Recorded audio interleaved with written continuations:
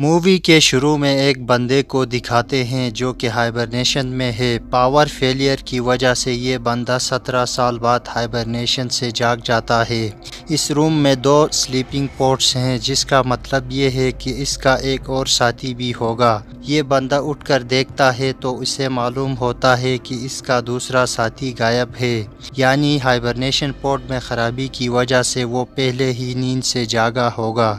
अब ये बंदा ख़ुद को ड्रेस अप करा के इस स्लीपिंग रूम से बाहर निकलता है और सीढ़ियों के ज़रिए अपने अंडरग्राउंड बंकर से बाहर निकलता है, क्योंकि इसे रूम में मौजूद मॉनिटर ने रूम खाली करने का सिग्नल दिया था। बाहर निकलकर ये बंदा बिल्कुल हैरान और परेशान हो जाता है, क्योंकि बाहर तो हर तरफ तबाही ही तबाही है, सब कुछ तबाह हो चुका है। इसके पास जो डिवाइस होती है वो इसे डेंजरस रेडिएशन का सिग्नल देती है।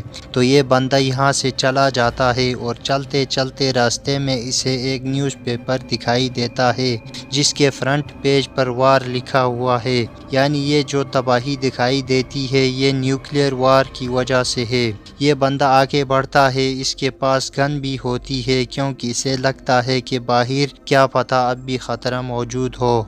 सीन शिफ्ट होता है। ये आदमी एक टूटी फूटी इमारत के अंदर दाखिल हो जाता है, जहां इसे टेलीफोन मिलता है और ये इसे चेक करता है, पर टेलीफोन तो डेड पड़ा है।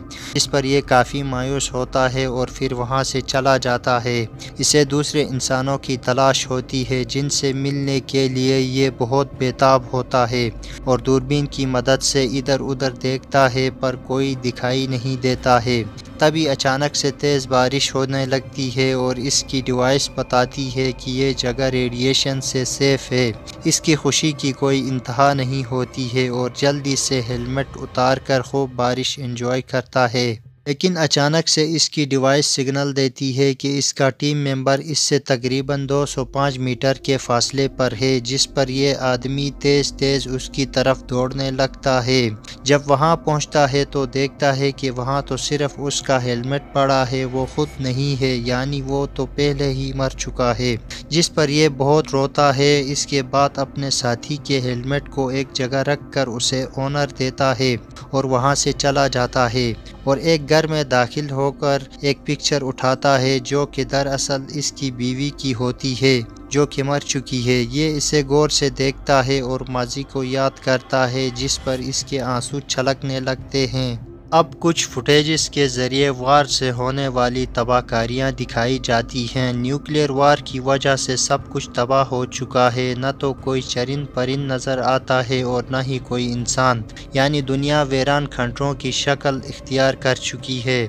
अब इस आदमी को दिखाते हैं ये कुछ खा रहा है, लेकिन बाद में पता चलता है ये तो कुत्ते वाली खुराक खा रहा है, क्योंकि इसके पास खाने के लिए कुछ नहीं है। ये आदमी कांच के एक टुकड़े में देखकर अपनी दाढ़ी काट लेता है।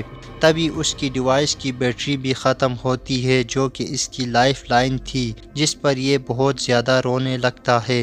इसके बाद ये बंदा शहर की ऊंची इमारत के छत पर जाता है, जहां वो इंसानों को ढूंढता है, पर कोई नज़र नहीं आता है। तभी वो एक फायर फ्लेम गन लोड करता है और हवा में फायर करता है, मगर उसे कोई रिस्पॉन्स नहीं मिलता है। तो मायूसी की हालत में वहां से चलने लगता है, मगर उसी वक्त सामने से एक फायर फ्लेम हवा में उठता है और ये शख्स खुशी के मारे उस तरफ दौड़ने लगता है और करीब जाकर किसी जगह छुप जाता है और दूरबीन की मदद से आसपास देखने लगता है। तो इसे एक हेलमेट नज़र आता है, पर हेलमेट का लोगो देखकर ये कंफ्यूज हो जाता है कि शायद ये दुश्मन का हेलमेट हो। अब ये आहिस्ता आहिस्ता हेलमेट की तरफ बढ़ने लगता है और हेलमेट तक पहुंच जाता है और इस पर निशाना बांधता है। तभी इसके सामने इसी की तरह सोल्जर गेटअप में एक लड़की होती है। ये दोनों एक दूसरे पर निशाना तान लेते हैं और एक दूसरे को गौर से देखने लगते हैं और आखिर दोनों अपनी गन्स नीचे कर लेते हैं, क्योंकि ये लोग समझ जाते हैं कि इनके सिवा कोई और ज़िंदा नहीं है और इन दोनों को एक दूसरे के सहारे की ज़रूरत है। अब ये दोनों साथ रहने लगते हैं और इसी के साथ ये मूवी यहाँ पर ख़त्म हो जाती है।